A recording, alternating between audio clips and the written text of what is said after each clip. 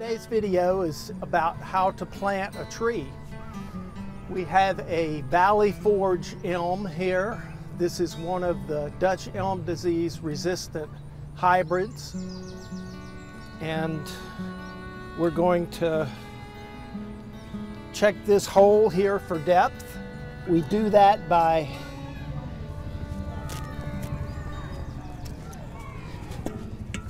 measuring the height of the root ball. We don't want any of the trunk buried. Now with this tree, you can see it just goes straight down into the root ball, and that indicates to me that the base of the tree, where it flares out and the roots start, is buried. So we want to expose that.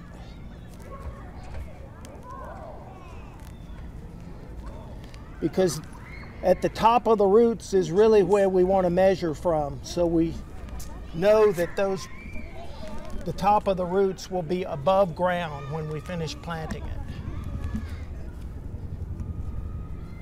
All right, I'm starting to see a little bit of flare there. And there's a root right there. So the base of the tree was buried a couple of inches. So the depth of the tree is really about right there. So I'm checking that for the depth of the hole. I lay something across there for reference. That's pretty close. I'm going to fill in maybe an inch.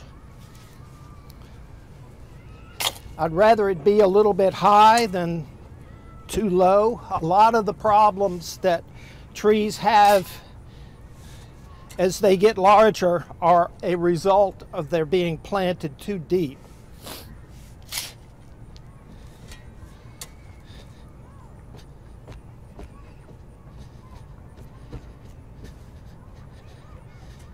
Plus, there's likely to be some settling if you've backfilled the hole a little bit. So I don't mind it being a little bit high. Okay, Joanne, if you'd help me get the tree into the hole. Do you want to take off the, oh, you want to do that? Yes. Yeah, okay. We're going to just lay it over this way. If you'll hold the top down like this,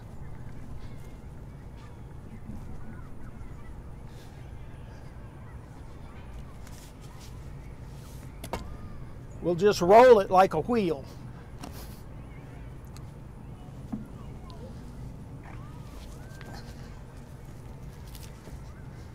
This tree probably weighs about 300 pounds. That soil is heavy.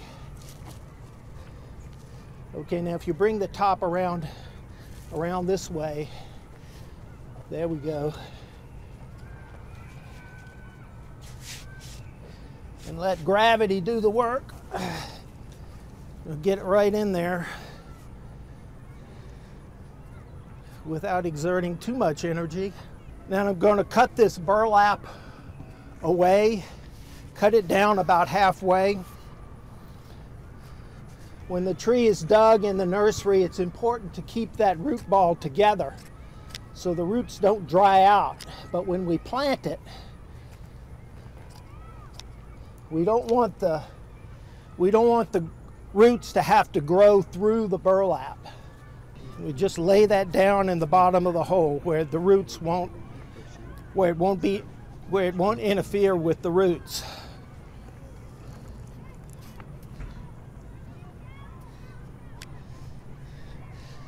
This tree also has a wire basket.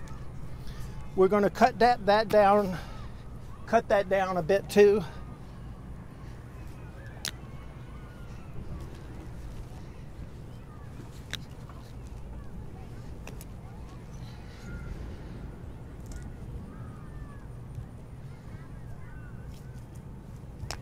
Okay, we've got the burlap flattened down in the bottom of the hole. as well as the wire basket. Now, I mentioned before where this tree, the base was buried a little in the root ball.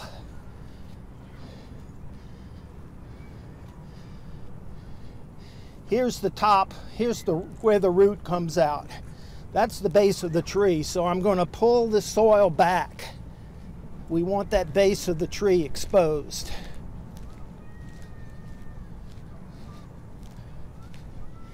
And we accounted for that when we checked the depth of the hole.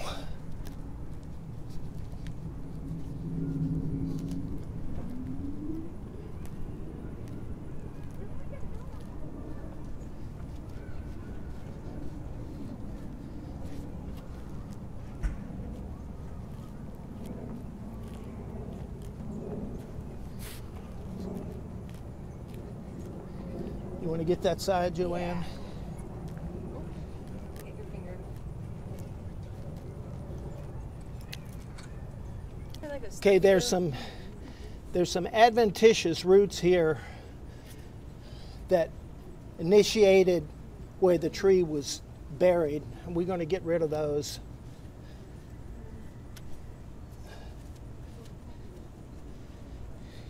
Here's one that's kind of growing around the base of the tree.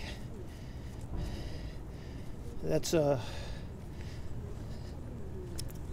potentially a stem girdling root,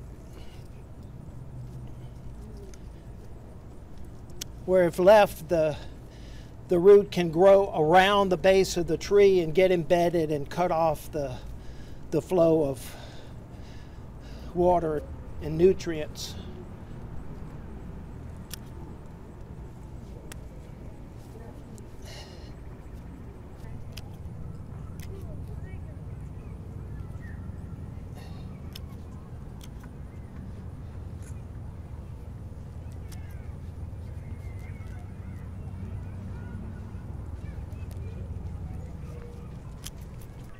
Okay, this tree was grown in a container as opposed to being dug at the nursery and balled and burlapped. In this case, sometimes a tree is left in the container too long and the roots grow out. When they hit the inside wall of the container, they start growing around the container, around the inside of the container. When that happens, before we plant it, after we pull it out, we need to cut those roots where they interface with the edge of the root ball and the inside of the container. Those are fine roots. They'll regrow quickly and won't really affect the health of the tree. If we leave them, they'll continue to grow in a circle, even though they're in a much larger hole. And that affects the stability of the tree. It also affects the root structure and their function. The other thing to notice here is that we're planting on a little bit of a slope. It's high here and a little bit lower here. So we want to be sure that the uphill side of the slope is flush with the root ball. That leaves the downhill side a little bit high, but we add a little extra soil there to cover the edge of the root ball. So we're going to start backfilling now and check the tree for straightness. It looks like, Joanne, if you'd put a little bit of soil down here, we're trying to get the tree vertical. So Joanne has checked it for vertical, and then as I held it in place, she's adding some soil on the side away from where we're pulling it. So when I let it go, it stays put. It stays in the position we want. So we check it from a couple of different directions to make sure it looks straight everywhere. I'm looking at the main part of the trunk. The top takes a little bit of a bend, but I'm not worried about that. So we can start backfilling now.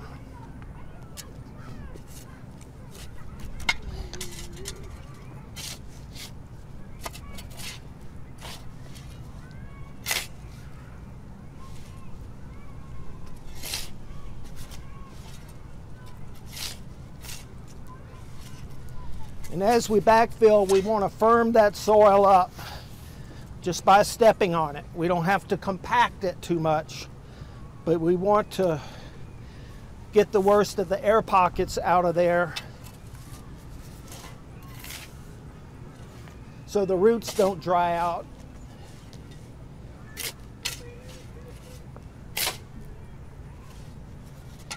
And firm that soil up so the tree is stable.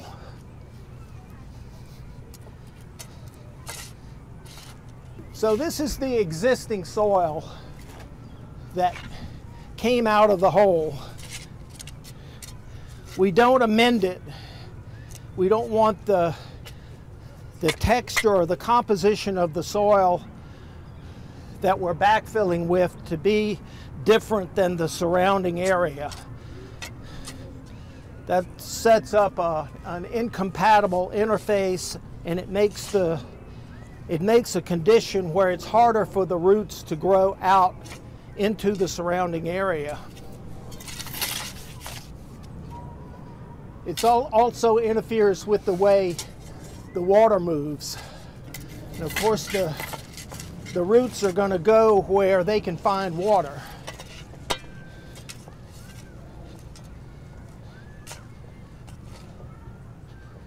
You notice as we backfill, we don't put dirt on top of the root ball. That way it stays away from the base of the tree. Just bring it up to the edge, the top edge of the root ball.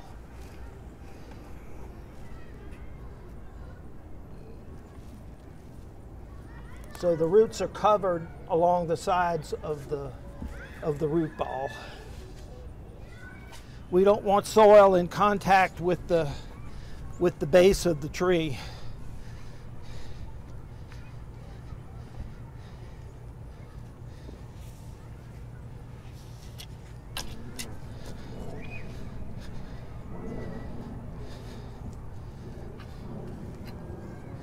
So that looks good. You'll notice when we wiggle the tree back and forth as if the wind were blowing, the root ball barely moves. We'll probably stake this tree just because it's out here in a exposed area. There are a lot of kids around here at the school who like to twirl around trees, do things like that. So we're going to stake it for stability.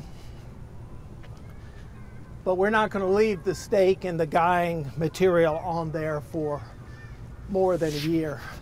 Probably can come off in sooner than that. But as soon as we're able to shake the tree back and forth and the root ball doesn't move, the staking and guying should come off. So next we'll mulch it. We're putting down about 3 inches of mulch, and just like the soil, we're going to keep the mulch away from the base of the tree.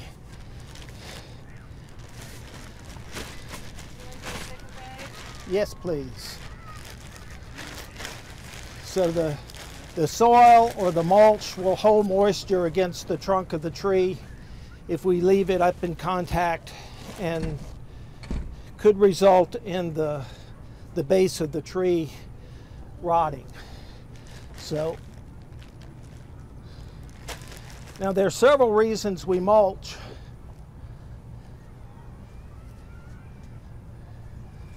One is to moderate the temperature of the soil. The mulch acts as a blanket and prevents the soil from getting too hot or too cold. Now, these roots will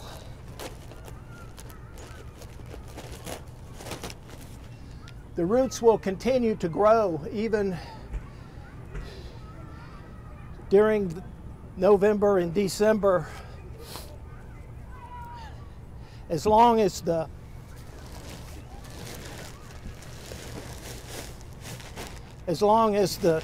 soil stays around 45 or 50 degrees.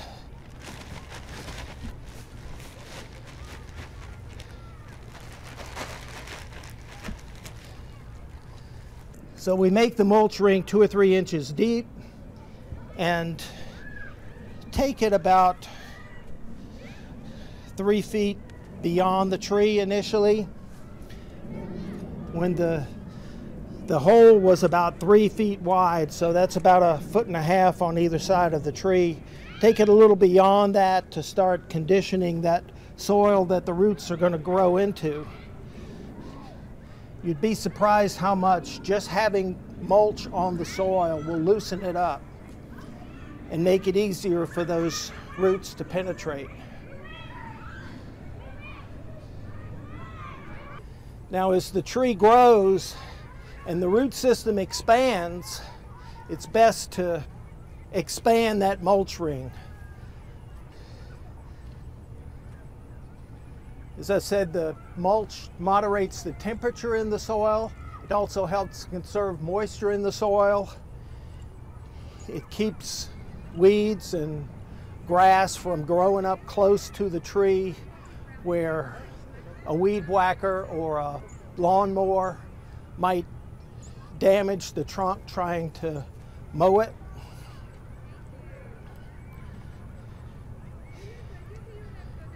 There's a lot of life in the soil, and the mulch creates an environment that's good for microorganisms that work in association with the roots to help the trees function, picking up water, absorbing water and nutrients.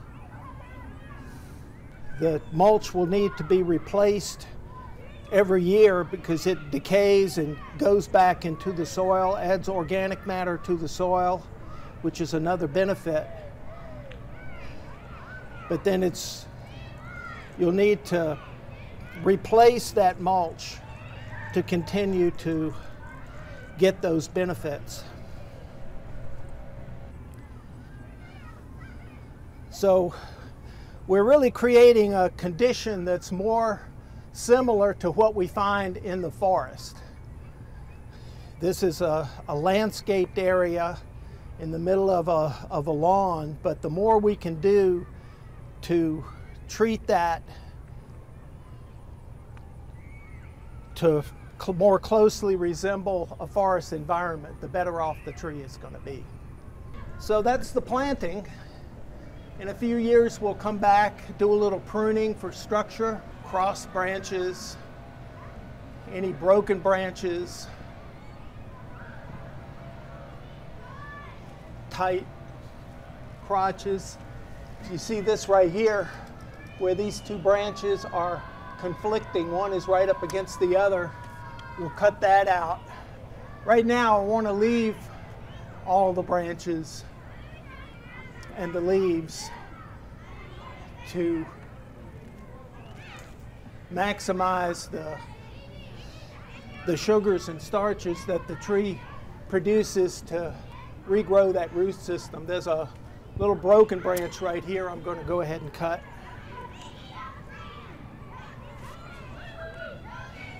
And we want to take these labels off to be sure they don't constrict the branches as they grow. Maybe anything that might poke somebody in the eye.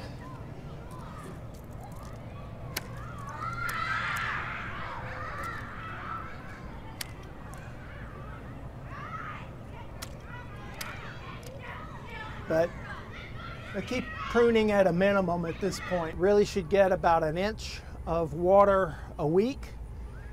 We have some irrigation bags we'll put on it. They can be filled once a week. If it rains as much as 1 inch, we don't have to fill those bags. If it rains less than 1 inch, then we just fill it to make up the difference. And that's it. We'll keep an eye on it. Right now we want the tree to have all the leaves that it has to produce the starches and sugars that it needs to regrow that root system. And that's how you plant a tree.